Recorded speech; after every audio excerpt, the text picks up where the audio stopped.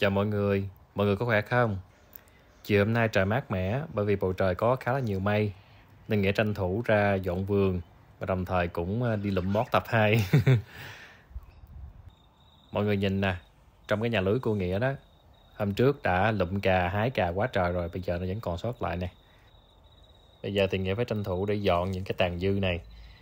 Nghĩa trồng cà hữu cơ, và cái cách Nghĩa trồng thì Nghĩa không có dùng cái trụ mà Nghĩa dùng một cái sợi dây để kết nối từ dưới đất rồi lên trên cái giàn của cái nhà lưới đó, rồi quấn những cây cà xung quanh đó thì nó sẽ mọc theo đó. Bây giờ thì cắt cái sợi dây đi, tại sợi dây bằng nhựa mà, cho nên phải cắt đem bỏ vô thùng rác, không có muốn để nó lẫn vào trong đất. Hello ông Nghĩa, how are you today? Ông có cần tôi dịch sắp không? Chứ để ông không hiểu tôi nghiệp ông à. Hello Nhật, tính ra thì Nhật cũng giỏi ghê ha. Nhật biết tiếng Việt nè, Nhật biết tiếng Anh luôn, ghê thiệt. Chuyện... Còn Hiếu nha, tôi còn biết tiếng mèo nữa nha. Hello ba khỏe không? Ba đang làm gì đó? Hả? Con cóc cà tu nó nháy con kìa nè, rồi bắt nó đi nè. Để con đang cho nó biết tài còn. Thiệt tình luôn á, tôi buộc cái dây kỹ quá trời quá đất mà, buộc nhiều dây nữa, cho nên bây giờ kiếm thì cũng muốn lòi con mắt ra luôn, không biết nó nằm chỗ nào. Cắt tới cắt lui, chạy tới chạy lui, ở hoài mà vẫn còn dây đó. Nhìn một đống cây cà đó, có 2 cây đó mọi người, 2 cây mà nó ra bao nhiêu đó đó. Bây giờ không nùi dây trong đó, giờ tôi phải kiếm từng sợi dây nè, chứ không có để nó sót lại trong đất. Tại vì nó bằng nhựa, để trong đất thì nó sẽ làm ô nhiễm đất. Mình đang trồng theo kiểu hữu cơ mà, nên tất cả ta phải đảm bảo là sạch nhất có thể, ăn đảm bảo cho sức khỏe của mình. Mọi người có nhìn thấy gì không? Đây là cây ớt. Sau khi nhổ cái đám cà ra rồi thì 2 cây ớt xuất hiện, trái qua rồi đất trái luôn. Và nó chuẩn bị chín nè, chín quá trời qua đất chín luôn.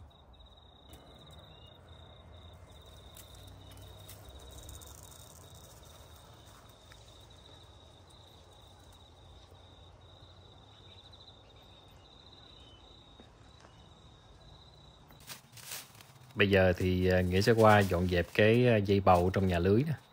Cái dây bầu nó trồng trong nhà lưới, nó bò lên trên cái lưới tùm lum hết trơn đó. Nó móc mấy cái tua rua của nó đó vô trong cái lưới, nó mọc lên, nó bò theo đó. Mà ở bên dưới nó bị phủ lá cho nên là cũng không có trái nhiều mọi người. Thỉnh thoảng nó còn bị mấy cái con gì nó bu nữa đó, cho nên bây giờ phải nhổ hết, bứt hết xuống, chừa cho nó trống. Rồi sau này sẽ làm đất lại, trồng rau mới cho vụ thu đông. Ở trong cái nhà lưới này hôm trước thì khi mà nó chưa có bò, cái dây bên ngoài nó chưa có bò lên cái lưới thì nó có trái, tại vì có nắng. Còn từ khi mà mấy cái dây kia nó bò lên trên rồi, phủ lên trên rồi, thì bên trong này là lá nó quéo, nó không có trái được. Hoặc là nó có ra bông rồi nó có đậu trái, nhưng mà cái trái nó rồi nó cũng rụng mà, hình như là không có nắng nó không có đậu được. Lẫn với cái cây bầu này nó có một cái dây bí, mà cái dây bí nó có nhiều cái sợi lông á, thấy nó nhỏ vậy mà nó cứng lắm mọi người, nó đâm đau lắm luôn á. Đó, mà không biết là Nghĩa không có đeo găng tay, không biết là có bị ngứa không nữa nè, hy vọng là không bị đi. Lay hoay một hồi là cũng xong. Và bật chế độ siêu nhân nên mọi người thấy nó nhanh vậy đó, chứ thật ra làm cả 15 phút mới xong được cái đám đó mọi người. Ta-da! Đây là trái bí đao siêu to khổng lồ. Trái này là trái bí đao có trong vườn đầu tiên của Nghĩa nè. Mà Nghĩa cố tình để coi là nó lớn tới cỡ nào. Mà nó già thì không biết phải làm gì. Có thể là làm mất bí đao được, mà không biết, nhưng mà Nghĩa chưa có học cách làm. Để coi lên trên mạng học coi nó làm sao cái đã, rồi mốt Nghĩa sẽ khoe với mọi người thành quả nha. Ở chỗ này thì Nghĩa có một cái đám vừa là bí đao vừa là bầu, nó mọc chen chúc với nhau. Hôm trước tưởng đâu cây bí đao nó chết rồi, nhưng mà nó vẫn còn sống được. Và ở đây thì Nghĩa thấy là như là có 2 trái thì Nghĩa hái luôn.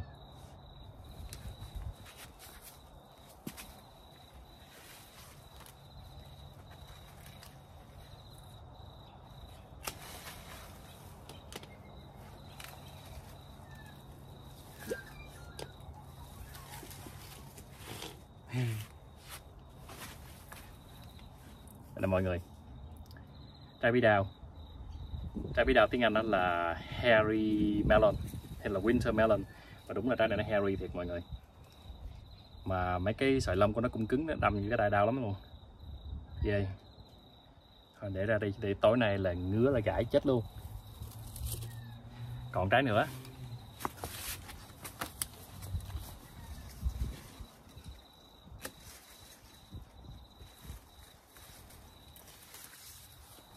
Đây. Trái này thì già hơn. Đó. Tại vì nó trổ bông sớm hơn thì nó ra trước thì nó dĩ nhiên phải già hơn. Hai trái này chắc còn là còn nấu canh hoặc là hầm thịt được, khỏi có cần phải nấu nước sâm hoặc là làm mứt bí đao. Rồi bây giờ Nghĩa cũng sẽ thu hoạch mấy trái bầu luôn, rồi xong rồi thì giải quyết luôn cái dây bầu dây bí này để trống chỗ luôn.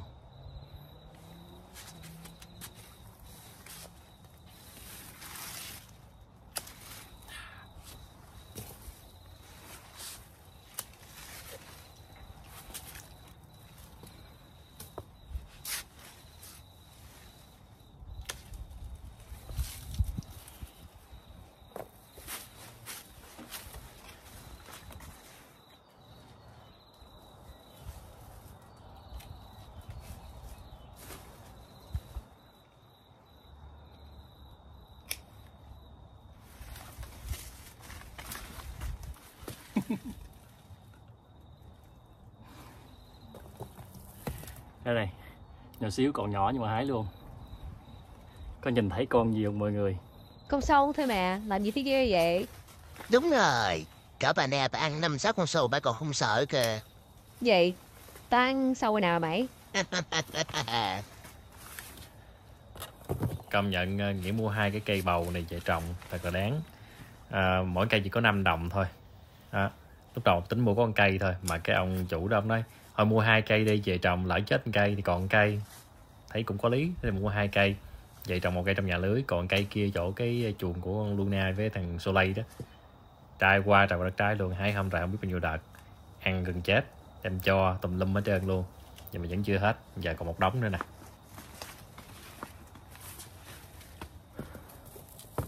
Rồi, 1 đống luôn.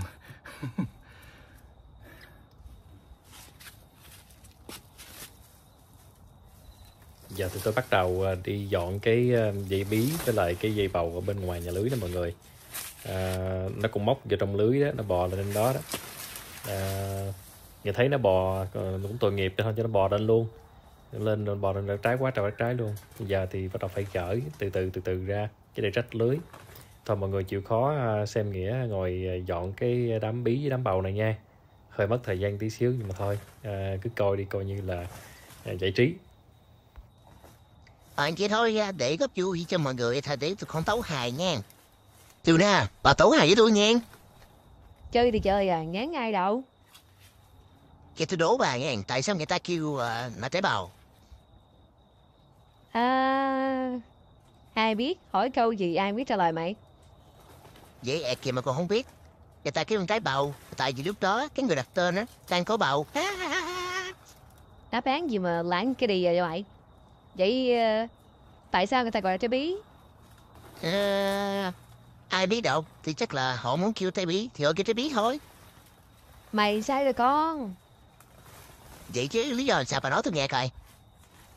Hồi xưa á, lúc mà ông trời ông đặt tên cho mấy cái loài cây đó, cái ông cho tên nè, trái táo nè, trái lê nè, trái mận nè, trái cam nè, trái bưởi nè, trái đu đủ nè, trái lựu nè, đó, cái hết trơn luôn. Cái cuối cùng cái còn một cái nữa, nó hỏi chị con là trái gì? Cái ổng không biết trả lời, không biết cái tên gì, ông bí bí. Cái này mày bí. Cái ông trời á, ông còn đang suy nghĩ là cái trái đó nó chạy nó đi nói với mọi người tao tên là trái bí, tao tên là trái bí, từ đó chị xài cái nó là trái bí luôn à. Thấy hay rồi. Công nhận chỉ lý bà hay quá trời luôn bà đây. Còn gì vui nữa không? Tấu hài cho nó vui nè. Tao đổ mẹ chứ sao ba kêu mày bằng xô lây mà không phải là xô cắm heo hay xô cắm lợn gì đó. Ê, không có chơi nói móc nha bà. Tôi là Trần Văn Soleil nha. Soleil là mặt trời nha, mặt trời rực rỡ nha. ai cũng phải nước nhìn nha. Đúng rồi, nước nhìn xong rồi người nào cũng đau mắt cái đời nha. Thôi dẹp, buổi tấu hạch rồi chấm dứt.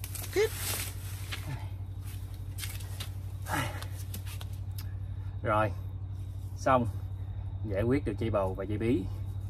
Cái nhà lưới hư luôn rồi. Là Nghĩa phải sửa lại cái nhà lưới, làm cho nó cao lên tí xíu. Xong rồi thì Nghĩa sẽ đi mua thêm phân chuồng và phân xanh về đổ vào trong khu này, làm cho đất nó tốt hơn. Tại vì 3 năm trước thì Nghĩa có mua khoảng 6 cái khối phân chuồng với phân xanh bỏ vô đây trồng cho nên cây có rất là tốt. Bây giờ thì cũng 3 mùa vụ rồi cho nên là những chất dinh dưỡng trong đất cũng hết rồi, giờ phải bổ sung thêm vô để bắt đầu trồng những vùng mới. Còn đây là 2 cái dây dưa leo của Nghĩa nè, nhìn thấy thảm chưa? Nhưng mà dù sao thì tụi nó cũng ra được nhiều trái cho Nghĩa trong khoảng từ tháng 1 tháng 2, chung là ăn cũng khá là nhiều. Bây giờ thì tới lúc cũng phải nhổ nó lên rồi. Cảm ơn tụi mày nhiều nha. Giờ thì nhổ tụi mày lên nha.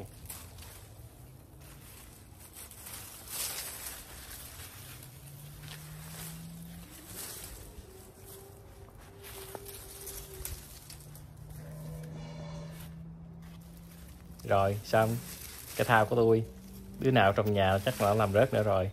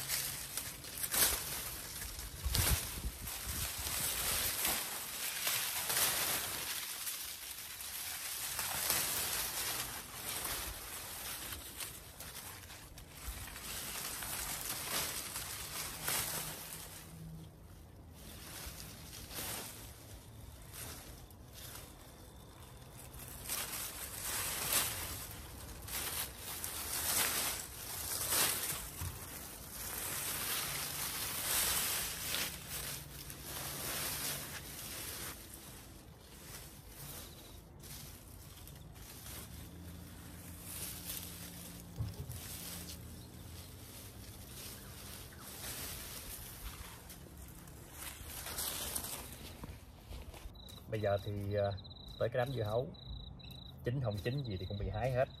Nói chung là bây giờ phải dọn.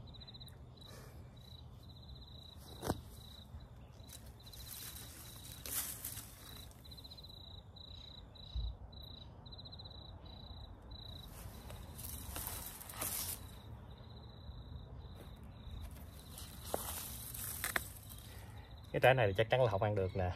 Trái này chắc chắn là không ăn được nè, nhưng mà thôi, hái luôn.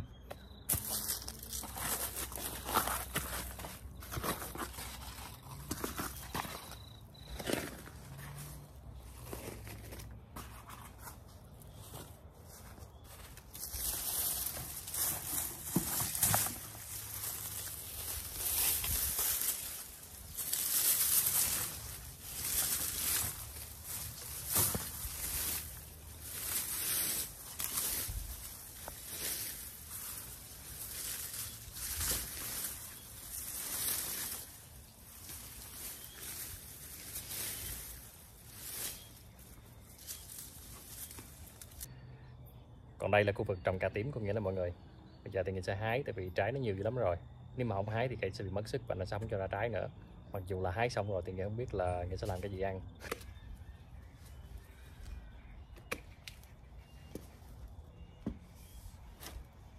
Đây, 2 trái cà tím rất là to.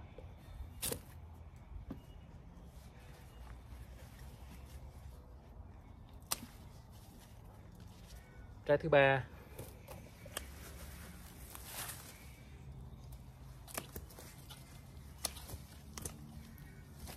Trái thứ 4. Trái thứ 5.